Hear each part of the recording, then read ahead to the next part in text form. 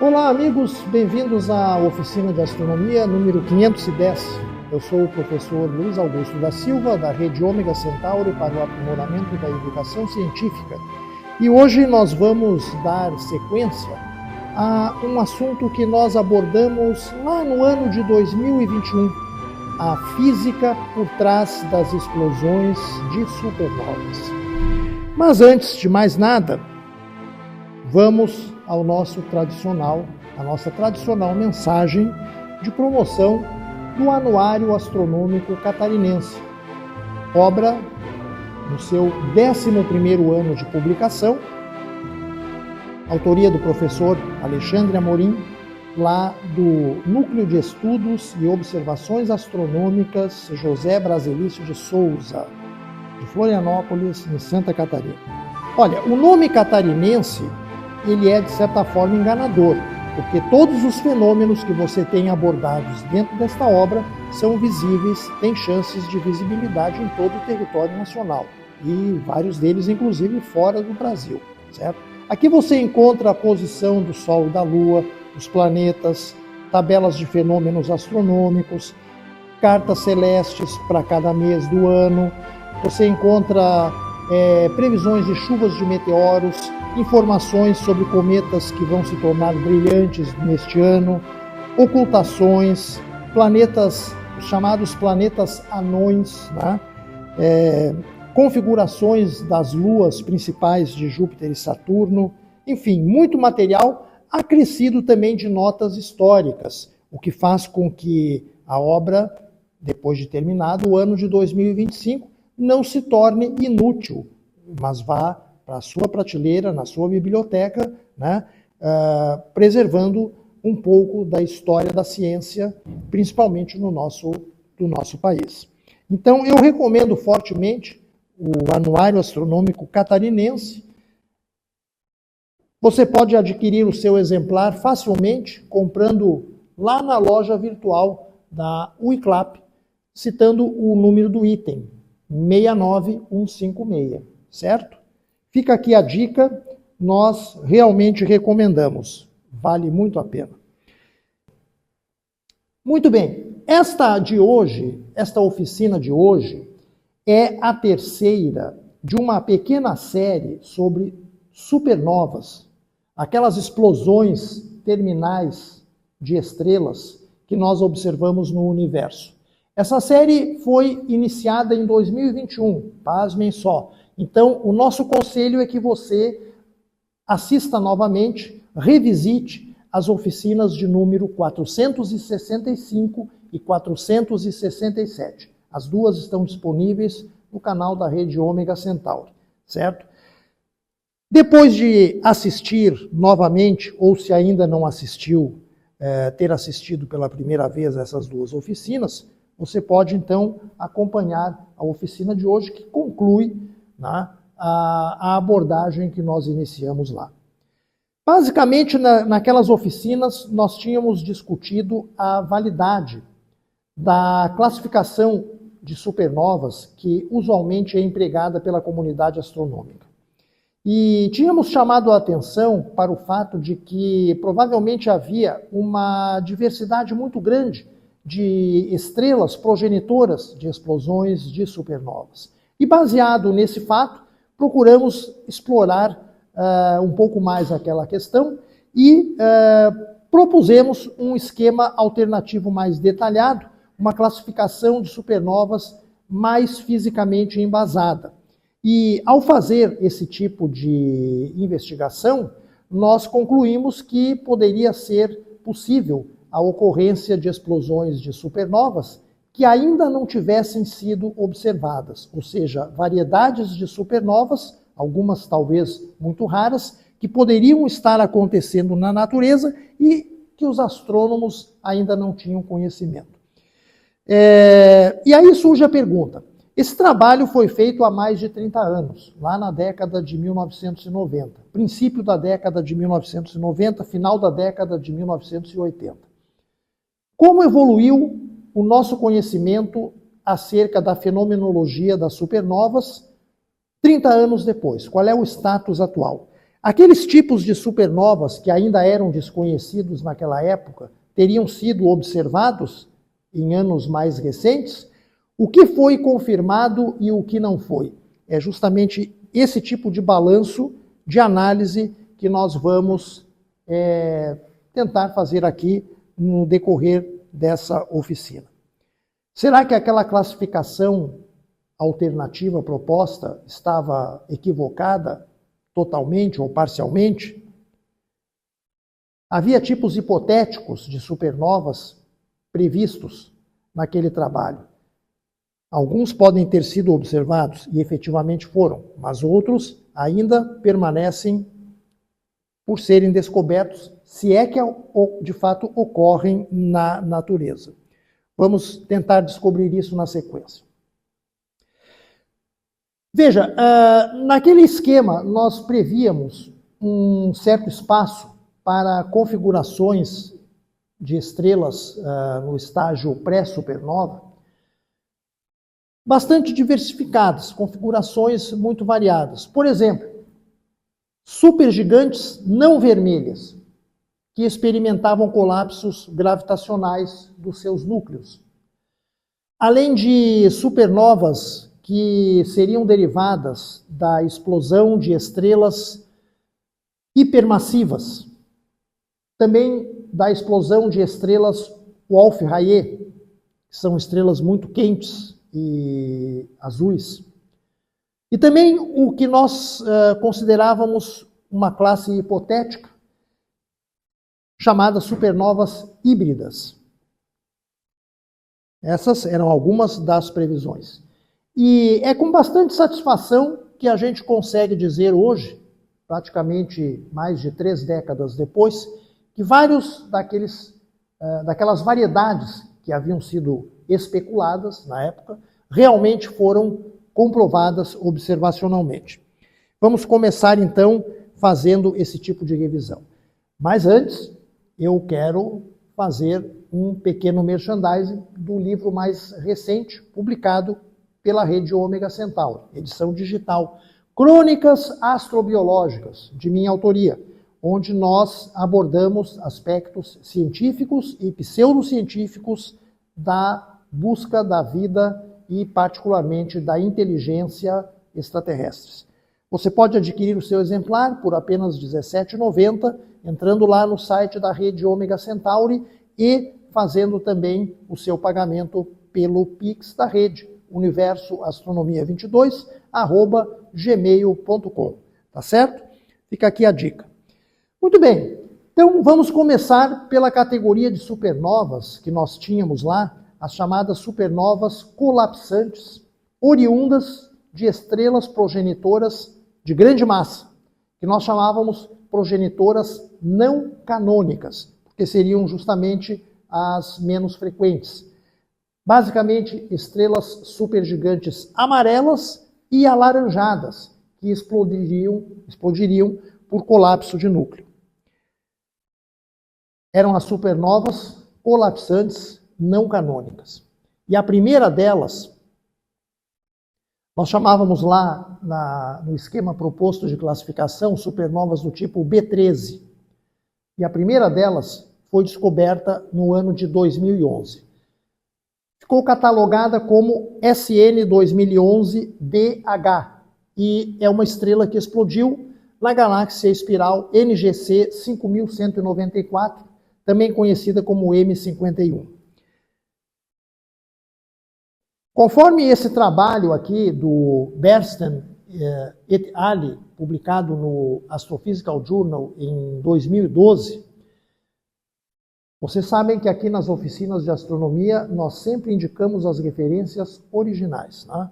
Então, essa revista aí, Astrophysical Journal 2012, volume 757, página 31. Você pode baixar o paper tranquilamente, gratuitamente na internet.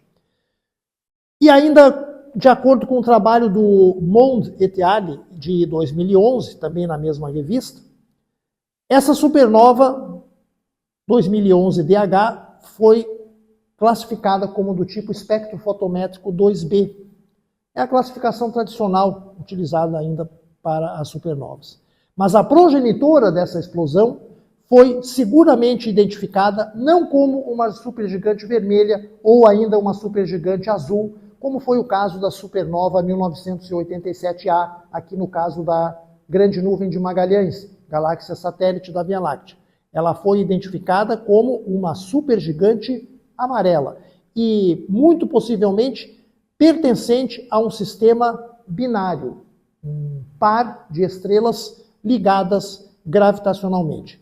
A progenitora foi identificada em imagens obtidas pelo telescópio espacial Hubble algum tempo antes da explosão da supernova propriamente dita. Tá? O estágio de supergigante amarela, ele tem, no curso da evolução estelar, uma duração razoavelmente curta. Então, é, em princípio, improvável que o colapso do núcleo da estrela consiga acontecer exatamente durante esse estágio. Mas, aparentemente, né, esse foi o caso. Embora os modelos de evolução estelar mais tradicionais não prevejam a possibilidade de um colapso de núcleo de uma supergigante amarela, a pertinência a um sistema binário pode incentivar a ocorrência desse fenômeno. Tá? O espectro dessa supernova, logo no início, quando ela foi descoberta, apresentava linhas de hidrogênio e depois evoluiu para um espectro dominado por linhas de hélio. Um sintoma indicativo de que a estrela progenitora já havia perdido a maior parte da sua massa, do seu envelope, da sua atmosfera, sua camada externa rica em hidrogênio, antes do momento da explosão. Tá? Então, num período anterior.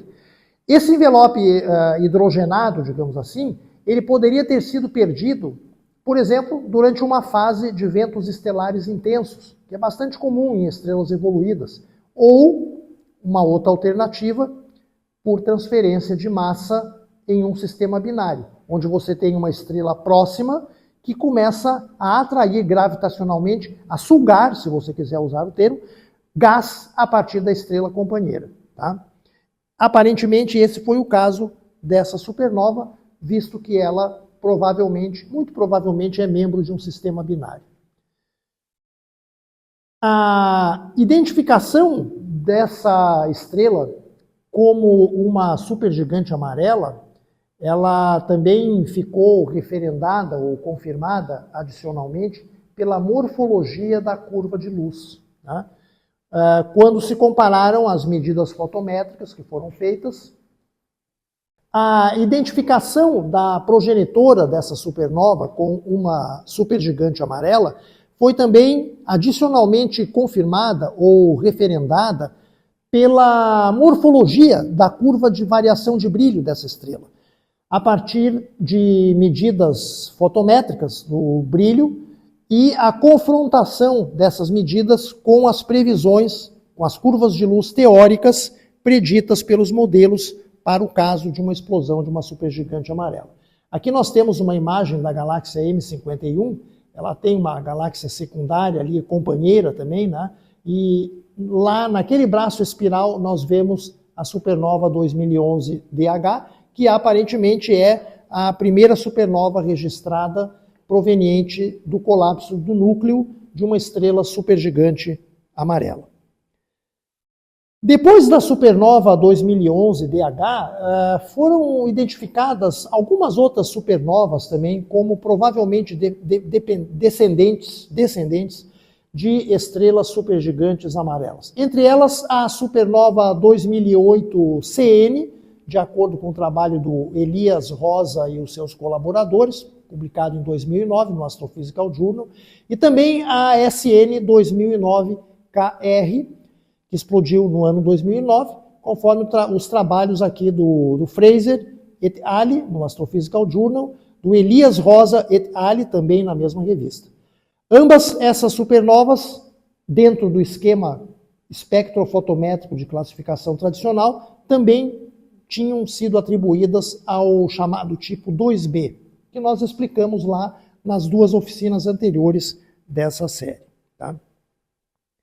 E muito interessante, nesses casos, também havia indícios de pertinência das progenitoras a sistemas binários. Então, aparentemente, a transferência de massa num sistema binário é um dos fatores catalisadores das explosões de supernovas em gigantes de tipo espectral médio, né?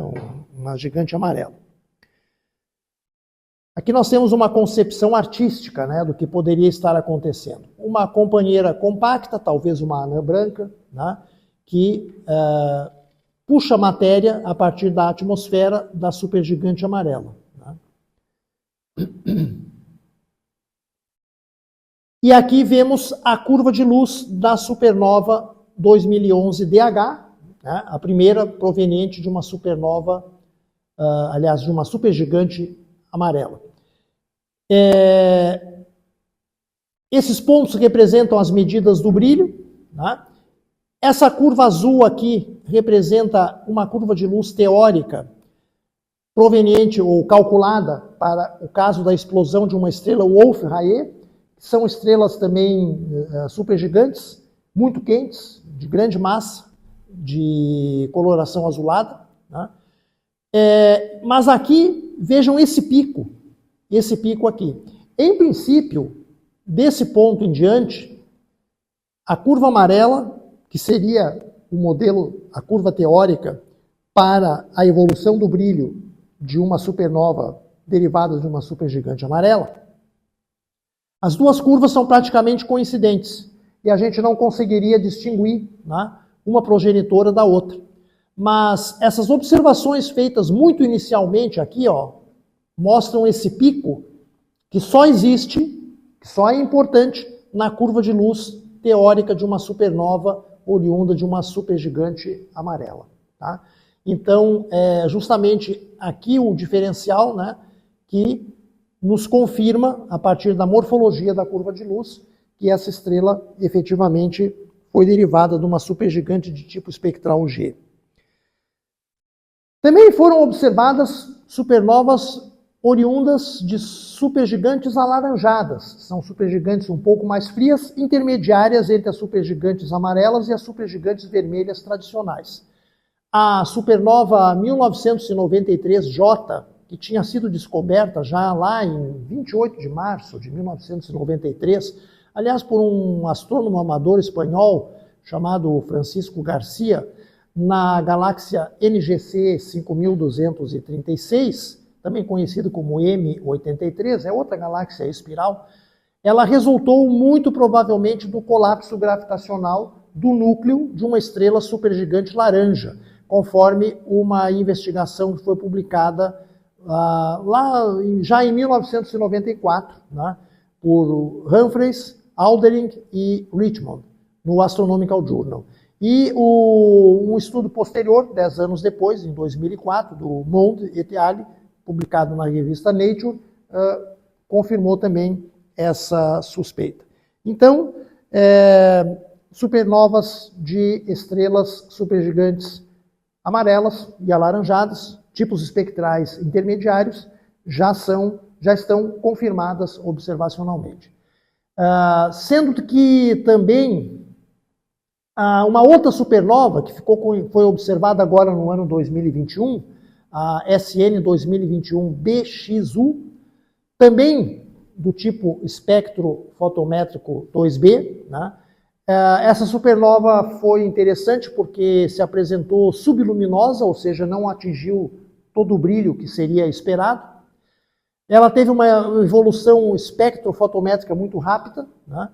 Ela também pode ter sido derivada de uma supergigante intermediária entre amarelo e alaranjada, né? Ou seja, um tipo espectral entre G8 e provavelmente K0. ela seria provavelmente uma estrela de hélio de baixa massa, dotada de um envelope extenso, conforme a análise publicada pelo Desai e seus colaboradores no ano de 2023, nessa revista aqui, a Monthly Notices of Royal Astronomical Society, que é uma revista de astronomia e astrofísica publicada na Inglaterra. E também foram observadas supernovas seguramente provenientes de estrelas Wolf-Rayet, que são essas supergigantes azuis, bastante massivas e muito quentes. Um tipo estelar relativamente raro. Né? Dentro da nossa classificação fisicamente embasada, nós nos referíamos às supernovas provenientes de estrelas Wolf-Rayet como supernovas colapsantes não canônicas massivas, ou tipo B2. Vejam lá nas oficinas anteriores. Em 2008, foi observada essa supernova aqui, ó, SN 2008AX.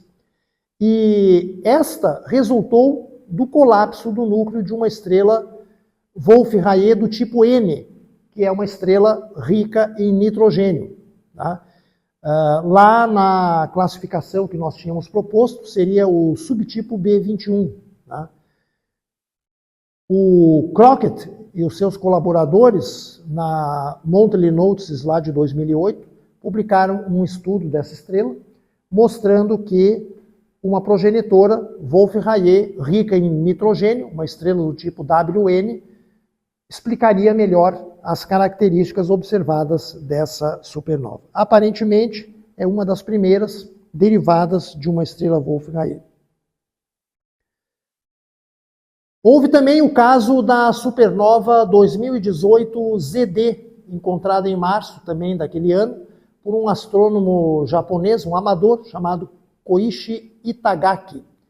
Segundo o Hiramatsu, que é um astrofísico japonês e a sua equipe de colaboradores, ela pode ter sido o primeiro caso observado de uma supernova disparada pelo gatilho da captura de elétrons. O trabalho deles saiu na revista Nature em 2021.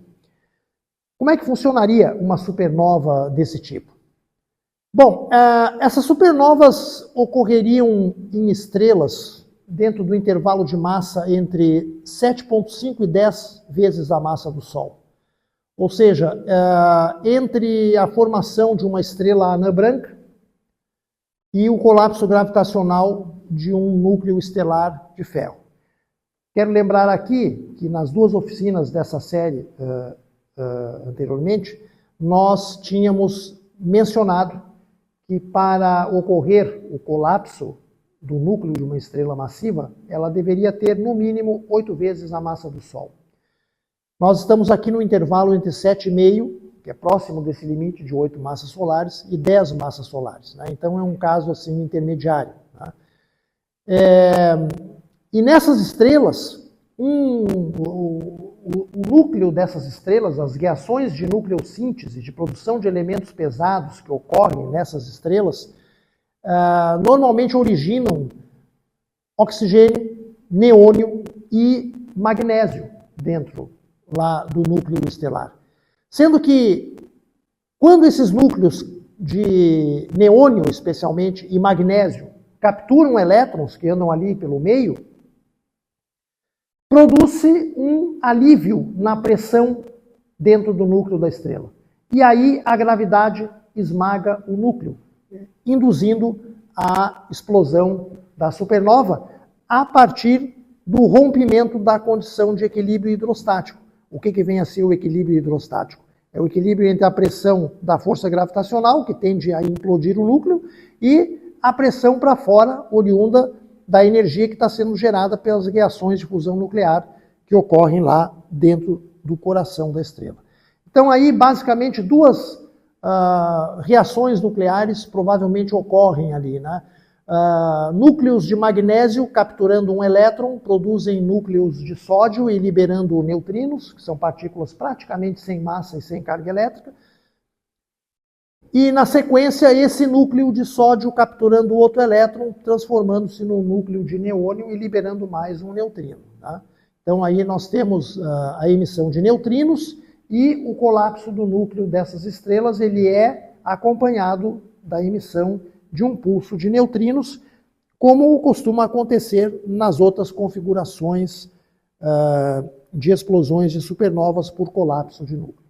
Agora, aqui cabe uma dúvida, né? Uma pergunta. Será que esse tipo de supernova, em particular, seriam o que nós denominávamos lá na nossa pesquisa de supernovas híbridas? A resposta é não. Não porque não se trata do tipo de progenitora que seria responsável por uma supernova híbrida. Que tipo de progenitora seria essa? Seriam estrelas com massas iniciais inferiores a 8 massas solares, aquela massa limite para ocorrer o colapso do núcleo, né? O colapso gravitacional do núcleo. Então, estrelas com menos de 8 massas solares, dotadas de um envelope de hidrogênio e que desenvolveriam um núcleo de carbono degenerado, superando o limite de Chandrasekhar e disparando, então, a explosão de supernova pelo mecanismo da deflagração do carbono lá no núcleo, tá? Sem deixar nenhum tipo de remanescente ligado, ou seja, não sobraria nem um buraco negro, nem uma estrela de nêutrons, a estrela simplesmente se arrebentaria totalmente, lançando todo o seu material para o espaço. Não sobraria estrela nenhuma depois dessa explosão. Então isso não corresponde, né, precisamente ao caso dessa supernova que nós vínhamos comentando. Ou seja, a supernova 2018 ZD. Ela ainda seria uma supernova colapsante derivada de uma estrela supergigante vermelha. Então ela seria uma supernova colapsante canônica dentro lá do esquema que nós estávamos propondo, né? Seria uma estrela da subclasse A1. O seu tipo espectrofotométrico seria intermediário entre as supernovas do tipo platô e as supernovas do tipo linear, com a evolução fotométrica na fase de decaimento radioativo do brilho, mais semelhante inclusive ao tipo 2P, que é aquela curva que logo após o máximo forma um platôzinho, estabiliza um pouco o brilho e depois cai, né? E isso foi observado pelo Zhang e colaboradores, publicaram em 2020, também na revista Monthly Notices, né? Confirmando o que nós tínhamos sugerido lá no nosso trabalho, né? No início dos anos 90. Também vou pular isso aqui, tá, meu diretor? Também foram observadas ou confirmadas as explosões a partir de estrelas muito massivas, que seriam a variedade mais extrema possível, né? Nós chamávamos esse tipo hipotético naquela época de supernovas colapsantes não canônicas descendentes de estrelas supermassivas. O que são estrelas supermassivas? Estrelas com massas iniciais entre 100 e 300 vezes a massa do Sol. Chamávamos isso de o subtipo B22, lá na classificação que nós estávamos discutindo. Hoje, meus amigos, essas supernovas são admitidas como as progenitoras prováveis das explosões de hipernovas, também referidas como supernovas superluminosas, que estão associadas com um fenômeno astrofísico extremamente energético, conhecido como Gamma Ray Bursters, ou GRBs. Em particular, os GRBs longos, que são responsáveis pelas explosões mais violentas que se observam no universo. Tá? O primeiro exemplo extragaláctico, né, ou seja, fora da nossa galáxia, de uma supernova desse tipo, foi a SN 1998-BW, que explodiu num braço espiral de uma galáxia distante, 140 milhões de anos-luz, conhecida apenas como ESO 184G82. Ela foi catalogada como, na classificação espectrofotométrica tradicional, uma supernova do tipo 1, ou seja, 100 linhas de hidrogênio, da variedade C, né? Descoberta em 26 de abril de 1998. e foi correlacionada ao Gamma Ray Burster, que foi detectado no dia 25 de abril de 1998. Tá? A correlação foi estabelecida pelo Woolsey, o Eastman e o Schmidt em 1999, publicada lá no Astrophysical Journal. Então, até mesmo essas explosões provenientes de estrelas extremamente massivas, supermassivas, foi aparentemente confirmada. Aqui nós temos uma imagem da galáxia progenitora com a explosão dessa supernova, que também originou um GRB, ou seja, a supernova foi a contraparte óptica do evento de raios gama, né, GRB 980425. Tá? Então, concluindo, a tese inicial de que as supernovas abrangiam um leque muito amplo, muito largo de diferentes configurações de estrelas progenitoras e que eram frequentemente influenciadas pelo meio ambiente onde elas se achavam inseridas, por exemplo, se eram membros de um sistema binário ou não, acionadas essas explosões por vários gatilhos, por vários mecanismos físicos diferentes, que gerariam curvas de luz diferentes e remanescentes físicos diversos, essa ideia foi efetivamente confirmada. Tá? A existência de supernovas colapsantes, derivadas de supergigantes de classes espectrais intermediárias, gigantes amarelas, gigantes alaranjadas, supernovas a partir de estrelas Wolf-Rayet e até mesmo supernovas derivadas de colapsos de estrelas muito massivas. Todos esses aspectos, todas essas variedades foram confirmadas observacionalmente. O que ainda permanece especulativo, sem confirmação observacional, são as chamadas, as que nós já referimos, né, como supernovas híbridas, né, cuja existência até o momento não foi confirmada por observações e, portanto, permanece especulativa. Lá no meu livro chamado Meu Universo, onde eu conto algumas das experiências que eu tive a oportunidade de adquirir ao longo de 50 anos estudando astronomia, eu tenho um capítulo que aprofunda a discussão da oficina de hoje e das duas oficinas anteriores que constituíram essa série sobre supernovas. Você pode adquirir o livro por apenas R$ 34,90, a edição é digital, entrando no site da rede Ômega Centauri e pagando com o Pix, tá? universoastronomia22@gmail.com. E fica também, mais uma vez, o nosso convite para que você considere a possibilidade de assinar o portal Ciência e Cosmos, que oferece conteúdos exclusivos para assinantes. Por apenas R$ 49,90 você recebe efemérides astronômicas, artigos sobre descobertas astrofísicas atuais, uma sessão de história da astronomia, meteorologia, inclusive fenômenos de ótica atmosférica, fenômenos meteorológicos, a coluna Diário do Observador, com relatos de observações astronômicas, além de crônicas e resenhas. Tá? Tudo isso por apenas R$ 49,90 por ano, e se você for professor, paga apenas R$ 39,90, e se for estudante, apenas R$ 29,90. Fica aqui a dica para que você apoie a rede Ômega Centauri fazendo a sua assinatura do portal Ciência e Cosmos. Esta foi a nossa oficina de astronomia número 510. Nós voltaremos na próxima oficina de astronomia. Até lá!